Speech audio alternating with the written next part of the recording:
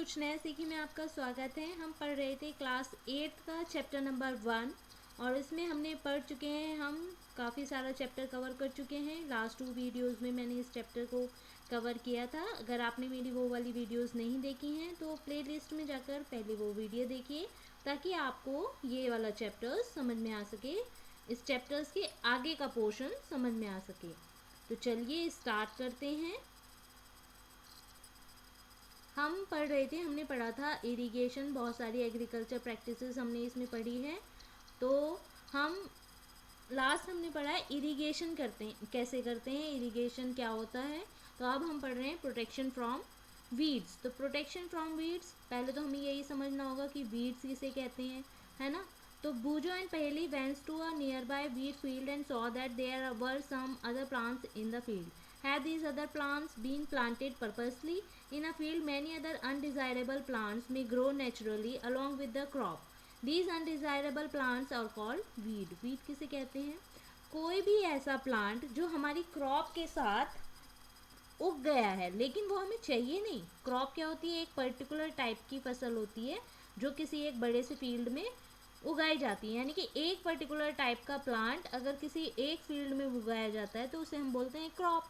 और अगर क्रॉप के साथ जब हम प्लांट को उगाते हैं, हमने इतने सारे काम किए, बीज बोए हैं, सब चीज़ का कर दिया है, और उसके साथ क्या होते हैं, हमारी क्रॉप के साथ कुछ अनडिज़ायरेबल प्लांट भी ग्रो कर जाते हैं। नेचुरली होता है ये, क्योंकि भाई पहले से बीज पड़ा होता है, कोई कहीं से उड़ के आ जाता है ना।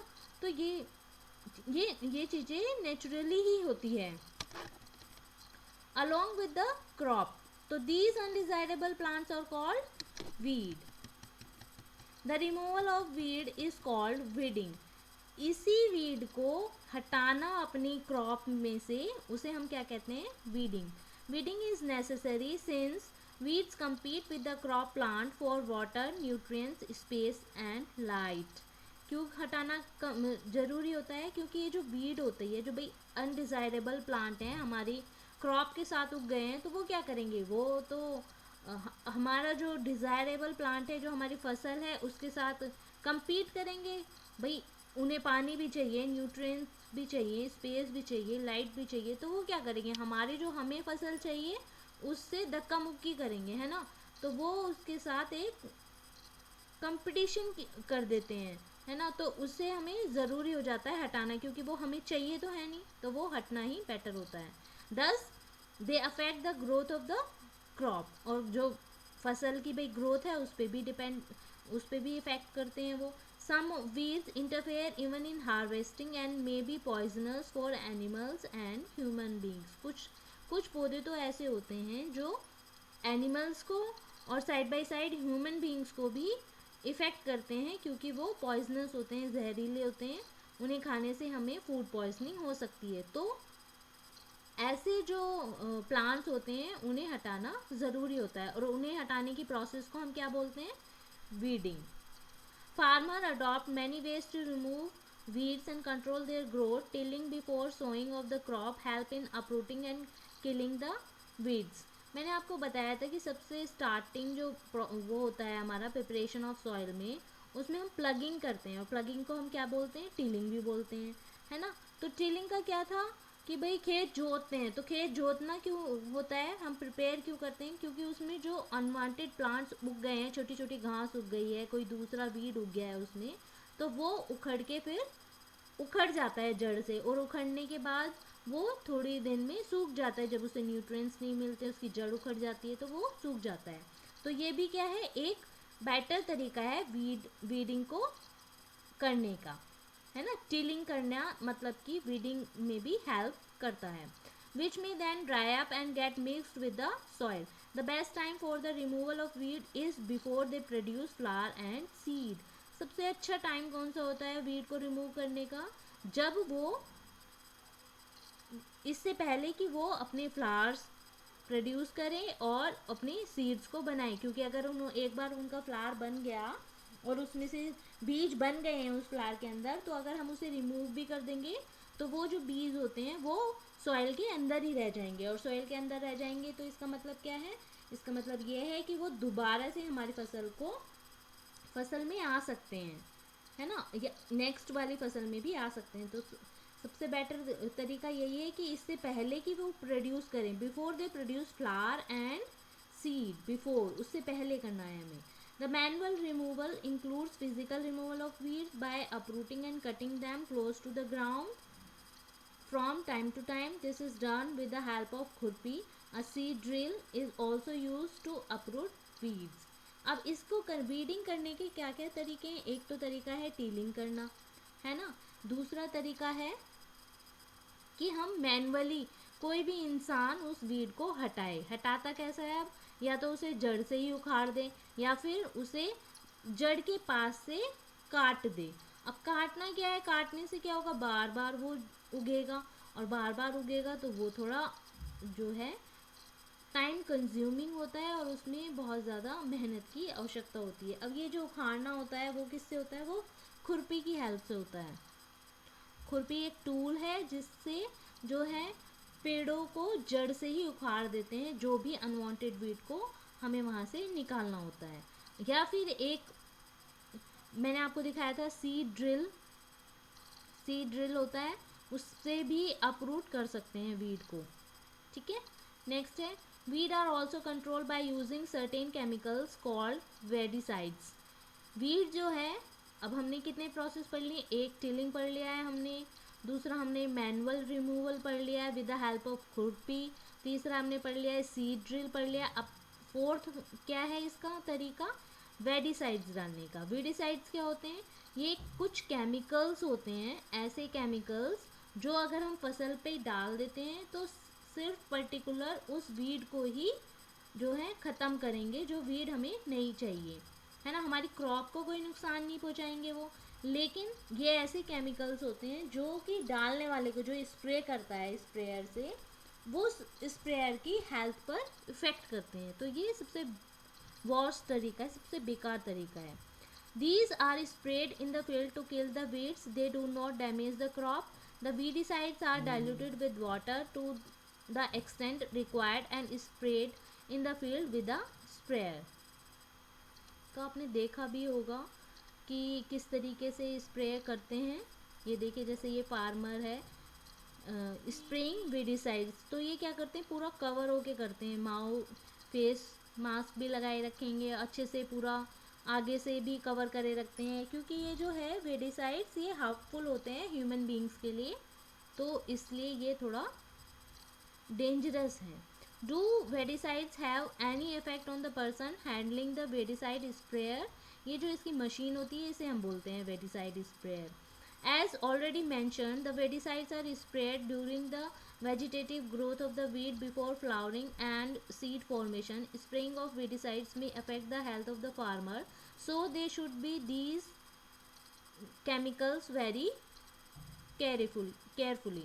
They should cover their nose, mouth with a piece of cloth during the spraying of these chemicals. तो जो फार्मर होते हैं, जो भी वेडिसाइड्स डाल रहा होता है, स्प्रे कर रहा होता है, उसे अपनी नोज़ को और अपने मुंह को बहुत अच्छे से ढक लेना चाहिए, क्योंकि ये जो केमिकल्स होते हैं वो हार्मफुल होते हैं ह्यूमन बींग्स के लिए। नेक्स्ट पॉइंट है हार्वेस्टिंग। हार्वेस्टिंग क्या होती है? The harvesting of a crop is an important task. The cutting of crop after it is mature is called harvesting. Harvesting क्या होती है? जो फसल अब उग गई है, उसमें दाने आ गए हैं, सीड्स आ गए हैं, जो रिक्वायरमेंट है हमारी उस फॉर्म में वो आ गई है फसल, तो वो जो फसल पक चुकी है, पूरी मैच्योर हो चुकी है, उसे काटना ही क्या कहलाता है? हार्वेस्टिंग कहलाता है। The cutting of crop after it is mature is called harvesting. In harvesting, crop are pulled out or cut close to the ground. It is usually takes 2 to 4 months for a cereal crop to mature. अलग अलग crops जो हैं, जैसे गेहूं की फसल को भी 3-4 महीने लगते हैं फसल पूरा मैच्योर होने में. किसी भी दालें जो हैं उन्हें भी 3-4 महीने लगते हैं. गन्ने की फसल को पूरा होने में 1 साल लग जाता है ना. तो ये क्रॉप टू क्रॉप डिपेंड करता है कि कितना टाइम लगेगा किसी भी फसल को मैच्योर होने में. लेकिन जब वो मैच्योर हो जाती है, पक जाती है, तभी हम उसकी हार्वेस्टिंग करते हैं. ठीक है। और हार्वेस्टिंग करने के कौन से तरीके हैं, दो टाइप से हो सकता है। या तो हम उसे पुल्ड आउट यानी कि ज़मीन से ही खींच लेते हैं ऊपर, उसकी जड़ से ही उखाड़ लेते हैं उसको, या फिर उसे कट कर देते हैं क्लोज टू द ग्राउंड, या फिर ग्राउंड से ही उसे कट कर देते हैं और बाद में उसमें क्या करते हैं, खेत को जोत देते हैं। ठीक है। अब harvesting in our country is either done by manually by sickle और by a machine called harvester. In the harvested crop the grain seeds need to be separated. अब हार्वेस्टिंग होती कैसे है भाई, मैंने अभी अभी आपको बताया है कि या तो हम उसे फसल को जड़ से उखाड़ देंगे या फिर हम उसे काट देंगे। तो जो काटना होता है या फिर जड़ से उखाड़ना होता है, दो तरीके जो होते हैं वो या तो मैनुअली होता है, कोई भी आदमी करता है with the help of sickle. Sickle means दराती, ये दराती होती है, ये हैंडल होता है इसमें, और ये एक लोहे का बना होता है, आयरन मेड होता है, और छोटे छोटे इसमें दांते होते हैं ताकि उससे फसल आसानी से कट सके। तो या तो वो इस बाय द हेल्प ऑफ इस sickle and by the help of a machine, किसी भी मशीन से कर सकता है। और जो ये मशीन ये काम करती है उसे हम क्या बोलते हैं, हार्वेस्टर। अब हार्वेस्टर जो करते हैं वो क्या करते हैं कि जो ग्रेन है उसे सेपरेट करते हैं टू द होल प्लांट। यानी कि जब हम गेहूं का, अगर आपने फसल देखी होगी तो गेहूं की फसल में क्या होती है, गेहूं का पौधा सारा नीचे होता है और उसकी फसल कहाँ होती है, ऊपर होती है। उसके जो गेहूं की फलियां होती हैं वो ऊपर होती है। तो अब जो गेहूं का होल प्लांट है वो तो हमें चाहिए नहीं, गेहूं का हमें ऊपर का पोर्शन चाहिए जिसमें गेहूं के दाने होते हैं, है ना। तो वो गेहूं के दाने वाला जो पोर्शन होता है उसे अलग हटाना होता है और उस पूरे प्लांट से। देखिए जैसे ये कर रहे हैं, इस पिक्चर में आपको दिखाया जा रहा है कि मैनुअली कर रहे हैं, 2-3 आदमी लगे हुए हैं काटने में जो फसल पक चुकी है गेहूं की। तो मैं अभी अभी आपको यही समझा रही कि ये जो गेहूं के ऊपर बाल वाला पोर्शन है जहाँ पर हमारी गेहूं की फसल एक्चुअल में है, मतलब गेहूं की जो मैच्योर प्रोडक्ट है वो हमारा ये है, हमें ये चाहिए, हमें ये पूरा प्लांट नहीं चाहिए जो नीचे से लेके यहाँ तक का है। हमें क्या चाहिए, ऊपर का एरिया, ये प्लांट चाहिए, प्लांट का पोर्शन हमें ऊपर वाला चाहिए। तो इसे ही हम कहते हैं हार्वेस्टिंग। ये इसमें भी आता है कि ग्रेन को होल प्लांट से अलग करना। और इस प्रोसेस को हम क्या कहते हैं, थ्रेशिंग।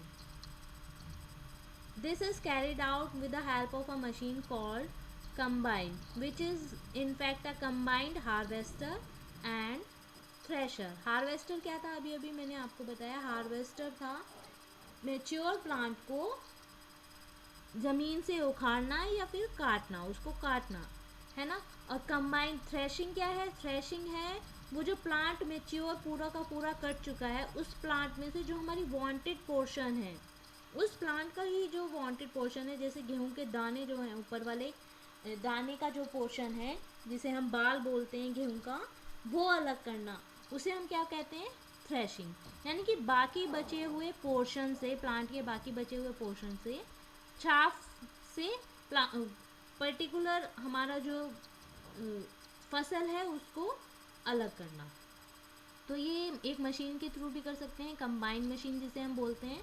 ये दोनों ही है, हार्वेस्टर भी है और थ्रेशर भी है। यानी कि ये साइड बाय, ये काटती भी जाएगी, फसल को काटती भी जाएगी और उसके ऊपर वाले पोर्शन को भी अलग करती जाएगी। इसे हम बोलते हैं कंबाइंड मशीन।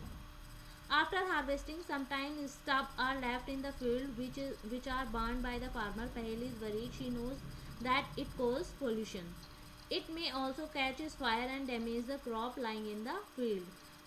भाई हार्वेस्टिंग के बाद जो है ये थोड़ा जो पोर्शन फसल का नीचे पड़ा रह जाता है, बच जाता है, उसे क्या करते हैं फार्मर, उसे जला देते हैं। तो ये जलाना जो है बहुत ही हार्मफुल है, उससे पोल्यूशन भी होता है और साइड बाय साइड जो है खेत में भी आग लग सकती है, क्रॉप भी डैमेज हो सकती है, जो आसपास के फील्ड होते हैं उनकी क्रॉप भी डैमेज हो सकती है।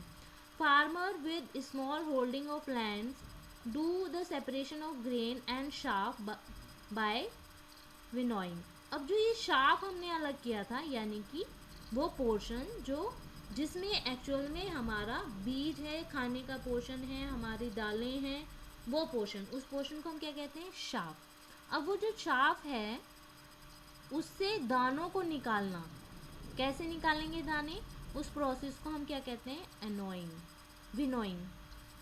Winnowing you have already studied in class 6 में, आपने पढ़ सका है। ये विनोइंग मशीन है, इसमें हम वो पोर्शन डालते हैं और ये क्या करती है, घुमा घुमा के और जो हमारे दाने होंगे उसे नीचे डाल देगी और बाकी जो हवा के साथ है शाफ्ट वो उड़ जाएगा, है ना, क्योंकि शाफ्ट जो है वो हल्का होता है और जो हमारे दाने होते हैं, गेहूं के दाने हैं चाहे वो किसी भी चीज़ के दाने हैं जो इस मशीन में डालते हैं, वो दाने थोड़े से भारी होते हैं, तो इसलिए वो थोड़ा नीचे डल जाते हैं और जो शाफ्ट होता है वो ज़्यादा दूर उड़ जाता है।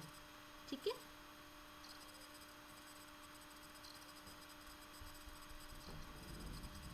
देखिए इसे कहते हैं थ्रेशिंग। थ्रेशिंग यानी कि ये पूरे प्लांट में से जो वांटेड पोर्शन है उसको अलग करना। ठीक है, इसे कहते हैं threshing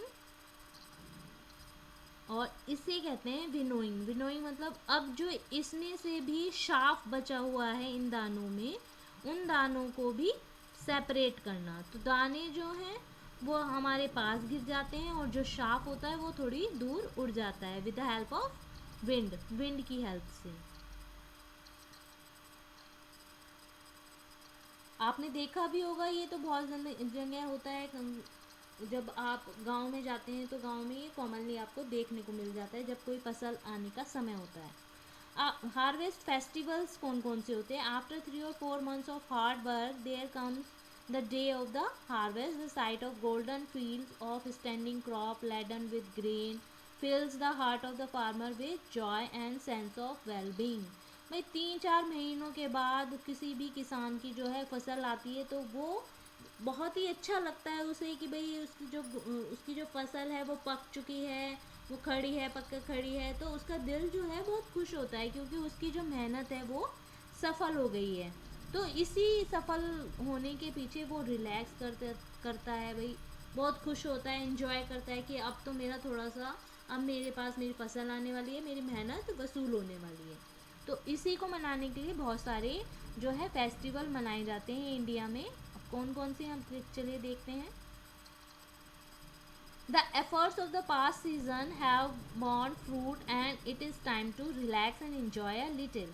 The period of harvest is thus of great joy and happiness in all part of the India. Men and women celebrate it with the great enthusiasm.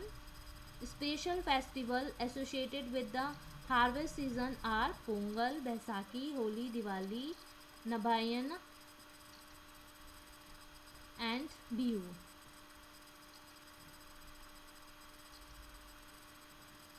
कौन कौन से फेस्टिवल है भाई जिसमें जो है हार्वेस्टिंग के टाइम, भाई अब तो कट रही है हमारी फसल, अब हमारी फसल हाथ में आने वाली है, तो सभी जो है अलग अलग पार्ट में अलग अलग फेस्टिवल सेलिब्रेट होते हैं। जैसे कि बैसाखी है, होली है, दिवाली है, पोंगल है, बिहू है, नबान्या है। तो ये सारे फेस्टिवल क्या हैं, इन्हें हम हार्वेस्ट फेस्टिवल भी बोलते हैं। अब जो फसल हमारे पास आ चुकी है, पूरा प्रॉपर निकल चुकी है, शाप भी अलग हो चुका है, तो उसमें क्या है, अब स्टोरेज कैसे करें उस प्रोडक्ट की। स्टोरेज एक बहुत ही इम्पॉर्टेंट टास्क है क्योंकि उससे जो है फसल को, अगर हम उसे स्टोर अच्छे से नहीं करेंगे तो हमारी जितनी भी मेहनत है अब तक हमने की है वो सब बेकार हो जाएगी। हो सकता है उसमें जो फसल में जो है कीड़े लग जाएं, है ना, हो सकता है मॉइस्चर आ जाए तो वो वैसे ही ख़राब हो जाए, है ना, हो सकता है कुछ चूहे खा जाएं। तो देखा ही होगा कि जब कोई भी फसल हमारे घर आती है, कुछ भी चीज़ कॉमनली सब्जियां भी अगर हमारे घर आती हैं तो हम उसे भी अच्छे से संभाल कर रखते हैं, फ्रिज में रखेंगे, स्टोर करेंगे, उन्हें साफ़ करेंगे, फिर सुखाएंगे, फिर स्टोर करेंगे उन्हें। अगर ऐसा हम नहीं करेंगे तो ऐसा क्या होगा, उसमें भाई फंजाई लग जाएगी, बैक्टीरिया हो जाएंगे, उसमें जो है वो ख़राब हो जाएगी, गल सड़ जाएंगी। तो इसलिए स्टोरेज जो है एक बहुत ही इम्पॉर्टेंट टास्क है। तो चलिए पढ़ते हैं इसके बारे में। Storage of product is an important task. If the crop grains are to be kept for longer time, they should be safe from moisture. Moisture से safe होनी चाहिए, insect से, rat से and microorganism से। The fresh crop has more moisture.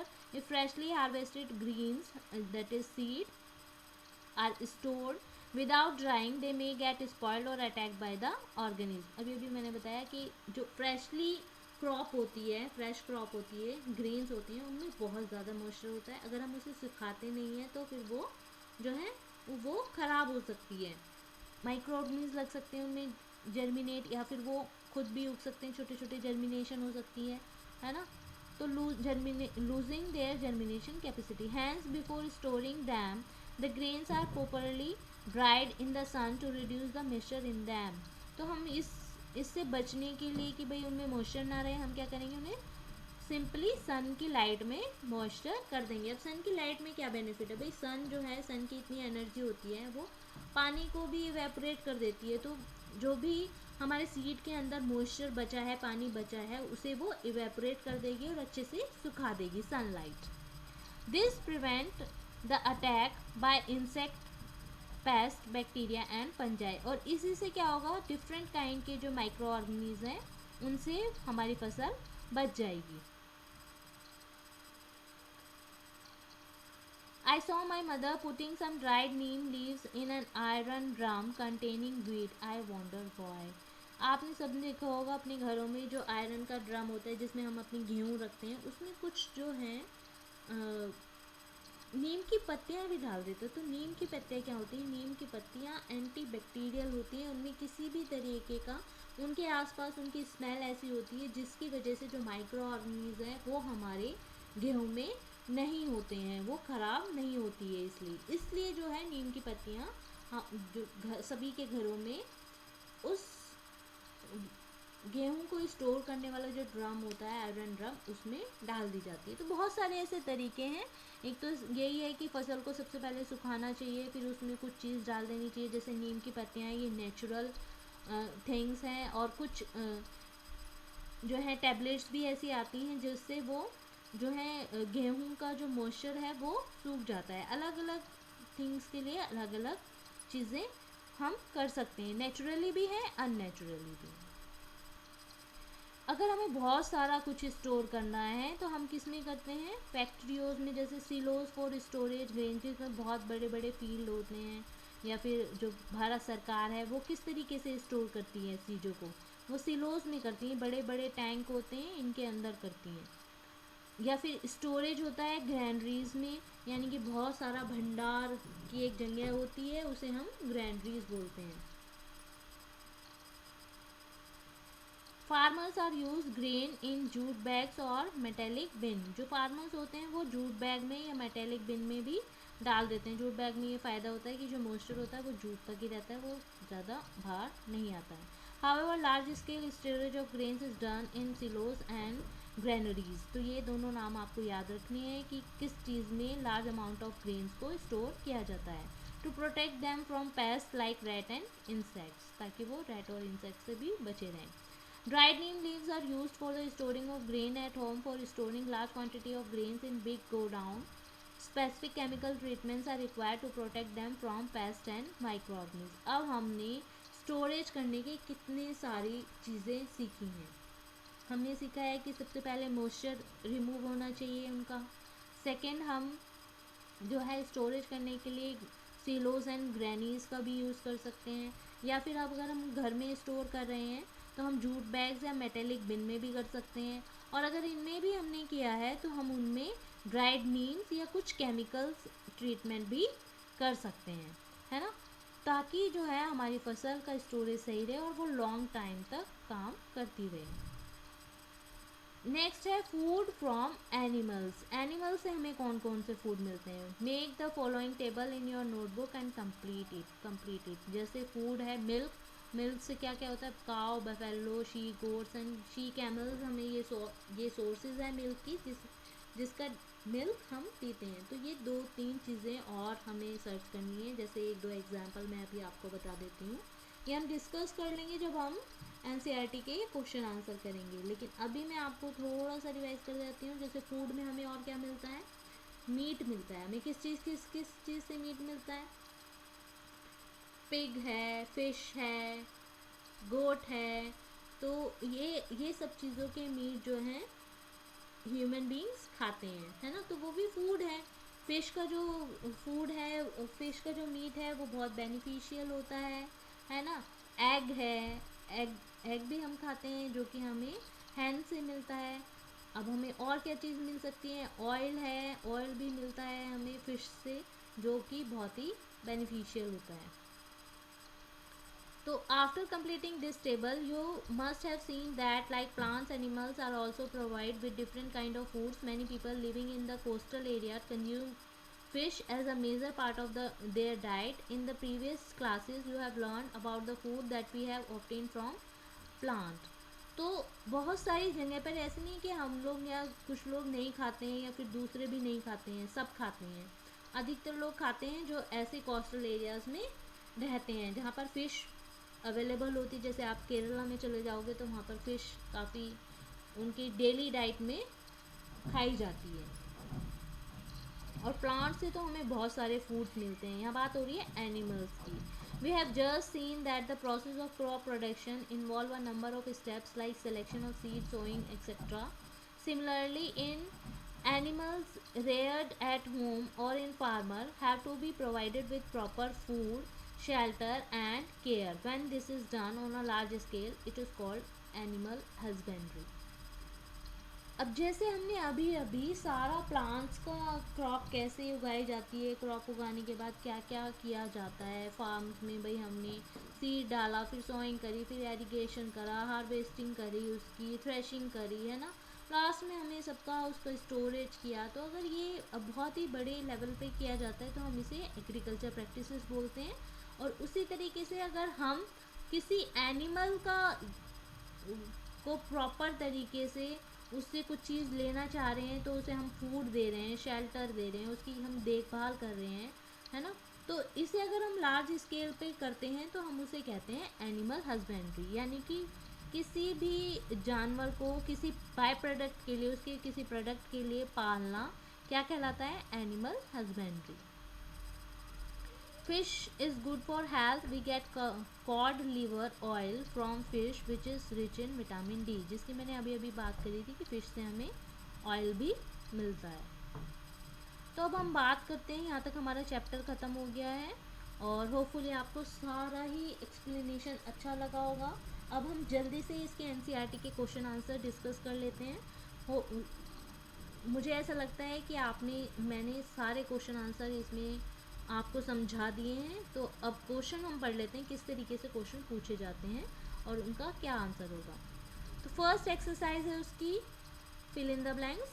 Select the correct word from the following list and fill in the blanks. A है the same kind of plants grown and cultivated on a large scale at a place is called. एक plant किसी large scale पर बोया जाता है, तो एक ही तरह के प्लांट्स किसी लार्ज स्केल पर बोए जाते हैं तो उन्हें हम क्या कहते हैं, उन्हें हम कहते हैं क्रॉप, है ना। Large scale is called crop. B है the first step before growing crop is dash of the soil. तो सबसे पहला स्टेप किसी भी क्रॉप को बोने के लिए क्या था, preparation of the soil, soil को तैयार करना, है ना। Demi seed would dash on top of water. जो हमने एक प्रैक्टिकल किया था जिसमें वाटर लिया था और अच्छे सीड्स जो थे वो नीचे बैठ गए थे और जो डैमेज सीड से वो ऊपर आ गए थे, तो क्या कर रहे थे, वो फ्लोट कर रहे थे।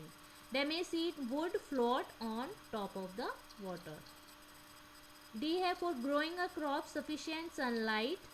किसी भी क्रॉप को उगने के लिए एक सफिशिएंट सनलाइट चाहिए और क्या चाहिए उसे, वाटर चाहिए एंड न्यूट्रिएंट्स चाहिए, ठीक है, from the soils are essential.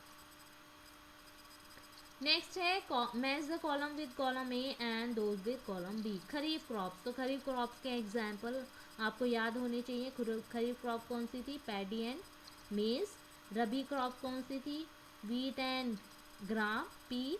Chemical fertiliser कौन से होते हैं, केमिकल फर्टिलाइज़र होते हैं urea and super phosphate. And organic manure क्या होता है, ऑर्गेनिक मैन्योर जैसे मैंने आपको बताया था खाद जिसे हम बोलते हैं, एनिमल का एक्सट्रैक्ट या काउ डंग, यूरिन या फिर प्लांट वेस्टेज को हम ऑर्गेनिक मैन्योर बोलते हैं। नेक्स्ट है give two example of each. Give two example of each. Kharif crop अभी अभी मैंने आपको बताया paddy and maize, and rabi crop wheat and pea, ये याद करने होते हैं आपको। नेक्स्ट है write a paragraph on your own words on each of the following. अब इसमें शॉर्ट नोट्स देना है हमने।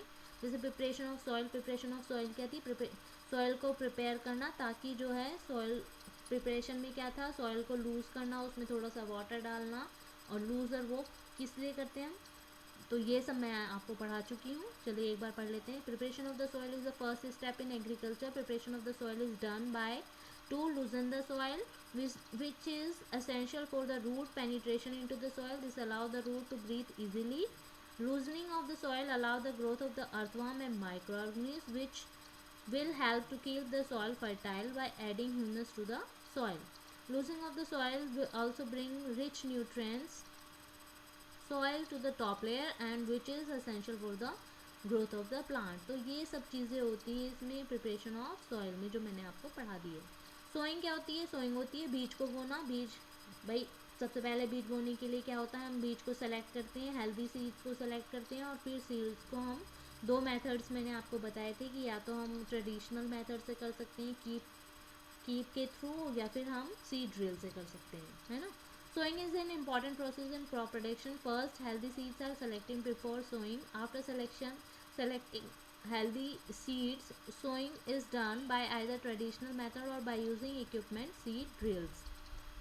Next है weeding. वीडिंग क्या था? वीड क्या थे? पहले तो वीडिंग से याद करो, वीड क्या थे? तो वीड क्या था? अनवांटेड प्लांट्स थे जो हमारी क्रॉप के साथ compete करते हैं। उन्हें हमें उन अनवांटेड प्लांट्स को निकालना ही क्या कहलाता है? वीडिंग कहलाता है। अब ये जो वीडिंग है इम्पॉर्टेंट है, और इसमें क्या है, ये जो वीड होते हैं अगर हम इन्हें नहीं निकालेंगे तो वो हमारी क्रॉप के साथ मिक्सड हो जाते हैं। और कुछ जो वीड हैं वो पॉइजनस भी होते हैं एनिमल्स और ह्यूमंस के लिए, और इसे हम दो तरीके से कर सकते हैं, मोस्टली टिलिंग से या फिर वेस्टिसाइड से या फिर ह्यूमन एफर्ट से भी हम इसे कर सकते हैं। तो चलिए पढ़ते हैं। Removal of unnecessary plants from the field is called weeding. Weed compete with the crop plant for nutrients and water. This will reduce the yield of the desired crop. Weed also interfere while harvesting and get mixed with the crop. Some weeds are poisonous to the animal and humans. Tilling and weedicides spray are some methods. Next है आपका threshing. Process of separating the chaff from the crop is known as threshing. Crop से उस sharp portion को अलग करना क्या कहलाता है? थ्रेशिंग कहलाता है. Threshing is carried out by a machine called combine which is a harvester as well as a thresher. Combined machine से हम इसे कर सकते हैं, जो कि एक हार्वेस्टर भी है, फसल को काटती भी है और शार्प को भी सेपरेट कर देती है combined machine. There is threshing is also done by winnowing, where to blow of wind is used to separate the chaff from the crop. Threshing जो है हम winnowing मशीन के हेल्प से भी कर सकते हैं, winnowing जिसे हम कहते हैं. नेक्स्ट है आपका question, explain how fertiliser are different from manure. तो ये तो बिल्कुल बहुत ही आसान है, चैप्टर में ही मैंने पढ़ाया था, इसका डिफरेंशिएशन बताया था कि फर्टिलाइज़र जो है एक इनऑर्गेनिक सब्सटेंस है, मैन्योर एक ऑर्गेनिक सब्सटेंस है. फर्टिलाइज़र आर्टिफिशियली बनता है, जबकि जो मैन्योर है वो एक नेचुरल प्रोडक्ट है जो कि किसी भी एनिमल, प्लांट और ह्यूमन के वेस्ट के डिकम्पोजिशन से बनता है. ये जो है फर्टिलाइज़र जो है फैक्ट्रीज़ में बनता है, भाई आर्टिफिशियली बनाते हैं इसे, ह्यूमन प्रिपेयर करते हैं, और ये जो है फील्ड में बनता है. Does not provide humus. मैंने आपको बताया था कि फर्टिलाइज़र जो है सॉइल में ह्यूमस नहीं बढ़ाते हैं, जबकि जो मैन्योर है वो सॉइल में ह्यूमस को इंक्रीज कर देता है. Rich in plant nutrients. किसी भी एक पर्टिकुलर न्यूट्रिएंट्स में, प्लांट न्यूट्रिएंट्स में ये बहुत ज़्यादा रिच होते हैं फर्टिलाइज़र, जबकि जो मैन्योर होते हैं वो थोड़े कम रिच होते हैं, उनमें थोड़ा कम न्यूट्रिएंट पोर्शन होता है. Long term usage has adverse effect on soil. Adverse effect बहुत ज़्यादा बेकार होते हैं सॉइल पर अगर उन्हें बहुत लंबे समय तक हम यूज़ करते रहते हैं, और इसका कोई भी डैमेज नहीं है, मैन्योर का लॉन्ग टर्म इफेक्ट नहीं है, बल्कि ये सॉइल की फर्टिलिटी को और बढ़ाता है अगर हम लॉन्ग समय तक इसे यूज़ करते हैं.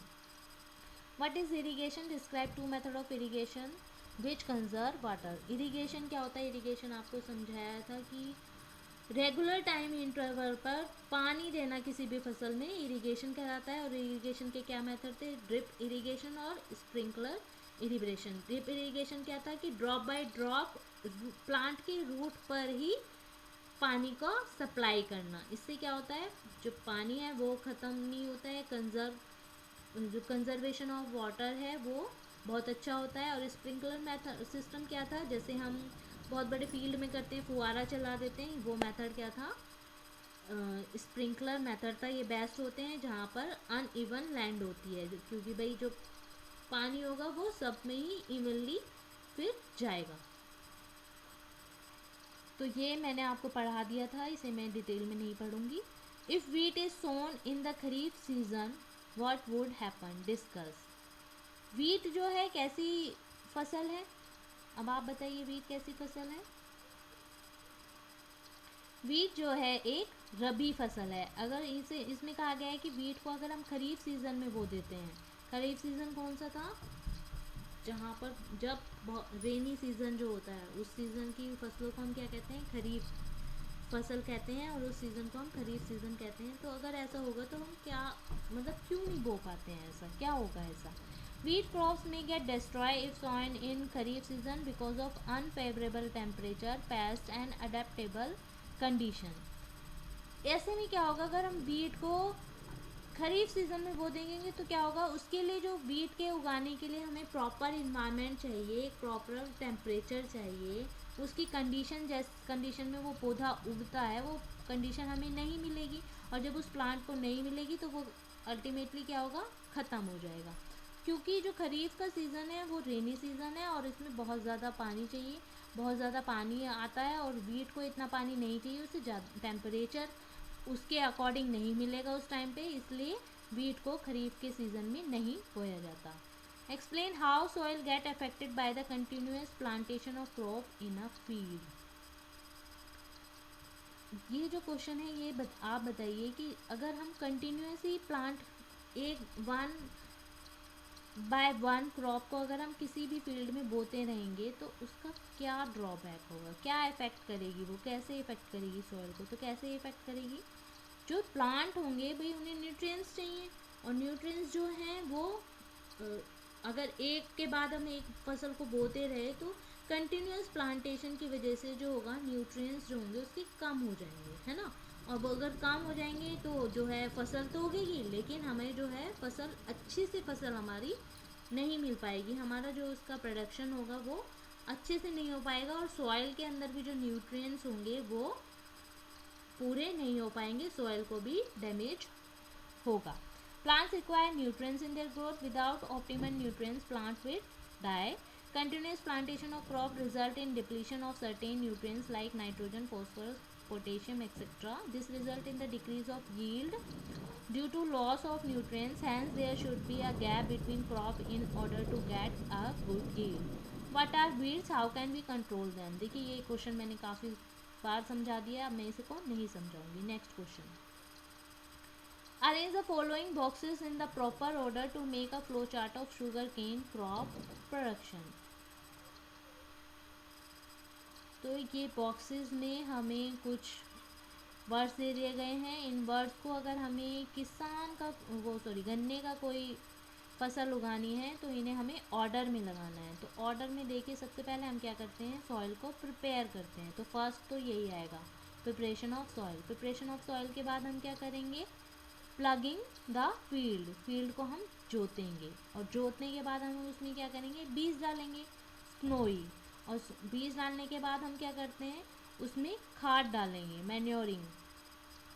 गन्ने के उसमें पहले हम खाद डालते हैं साइड बाय साइड बीज डालने के बाद, और उसके बाद हम पानी देते हैं ताकि जो पानी है वो खाद को अच्छे से मिक्स कर दे सॉइल के अंदर, ठीक है। तो ये पॉइंट आपको याद रखना है कि मैन्योरिंग पहले होगी और बाद में इरिगेशन होगा, और उसके बाद लास्ट में जब फसल हमारी हाथ में आ जाएगी, पक जाएगी, तो उसे हम हार्वेस्टिंग कर देंगे, काट देंगे, और लास्ट में हमारा sending crop to sugar factory, बाद में हम उसे शुगर फैक्ट्री में सेंड कर देंगे। नेक्स्ट है question, complete the following word puzzle with the help of clues given below. Word puzzle को बिलो करना है, जैसे कि फर्स्ट ये है, इसमें ये देख सकता है, फर्स्ट ये है, सेकंड ये है यानी कि ऊपर से नीचे चलेगा, थर्ड ये है यानी कि इस डायरेक्शन में चलेगा। तो फर्स्ट पढ़ते हैं हम, providing water to the crop. Crop को वाटर देना क्या कहलाता है हमारा, irrigation, right, very good, irrigation. जैसे कि ये लिखा है इरिगेशन पूरा सेकेंड है keeping crop grains for a long time under proper condition, किसी भी फसल को बहुत लंबे समय तक सही तरीके से सही कंडीशन में रखे रखना क्या कहलाता है, स्टोरेज। नेक्स्ट है आपका अ machine use for cutting the mature crop, mature crop को काटने के लिए कौन सी मशीन का यूज़ होता है, हार्वेस्टर। कटिंग को हम क्या कहते हैं, हार्वेस्टिंग, कटिंग को हम कहते हैं हार्वेस्टिंग, और जो मशीन होती है जिसे हम हार्वेस्टिंग करते हैं उसे हम कहते हैं हार्वेस्टर।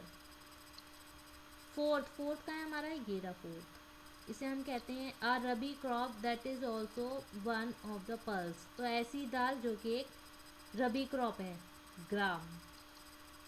नेक्स्ट है आपका certain plants of the same kind grown on a large scale across, एक ही तरह के प्लांट बहुत बड़े स्केल पर उगाना क्या कहलाता है, क्रॉप।